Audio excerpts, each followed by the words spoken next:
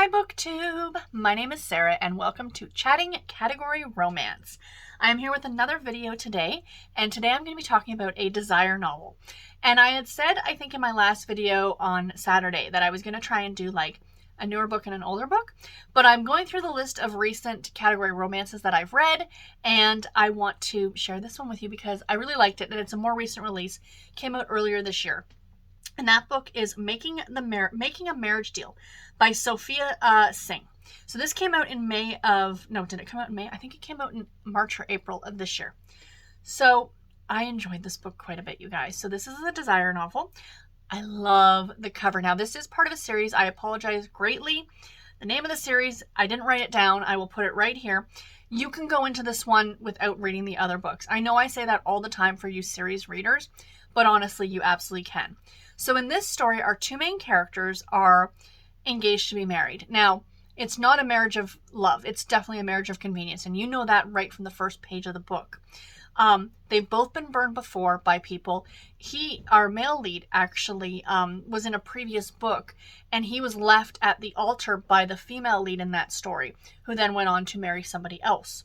So he's just like, I'm just here to marry somebody because of business and things like that. So the bulk of this story, if you can't tell from the cover, it takes place on a cruise ship.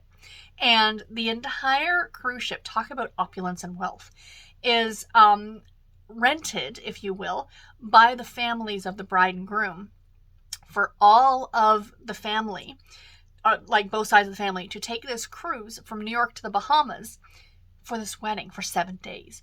Because, of course, it is an Indian wedding, and I've never been to one personally. I would love to see one because I think that they just look spectacular. And I love reading about them. I think they're fascinating. Like, I think any other culture's traditions are fascinating. And I believe they take place over many days anyway. Like, there's different ceremonies throughout. And this is really described well in this book. Like, it's fantastic.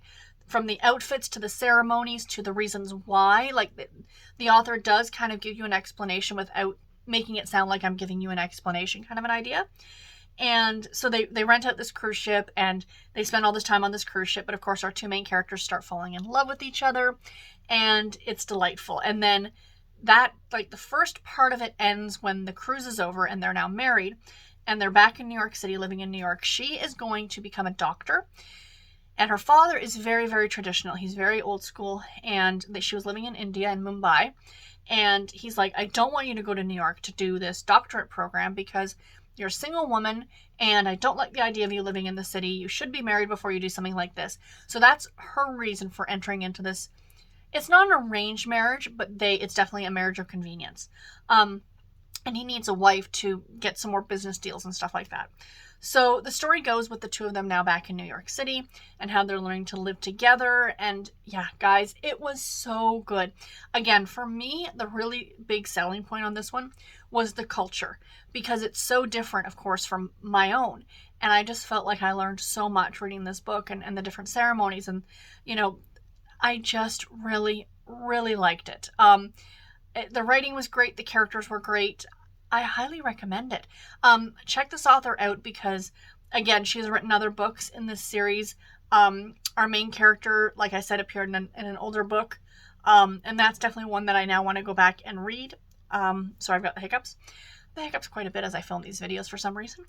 But yeah, shorter video today, but I just wanted to talk about this one because even though I talked about it on my own channel, like I think it was a couple months ago, or back in May or something like that, I just wanted to give it another shout out because it really, really was good. And yeah, also, fair note, this book gets spicy. This is a desire book. These books do get very, very spicy. They are, as of right now, as you know, with all the other books that are being published, they are some of the higher heat level ones. And sadly, for those of you who don't know, this line is actually ending in December. And it makes me very, very sad. The Desire line has been around since 1982, I think. And they originally were published under the Silhouette banner, like Silhouette books. I hope to get some videos out talking more about the history of category romance, because I do know a bit. I don't know a lot, but I know a bit.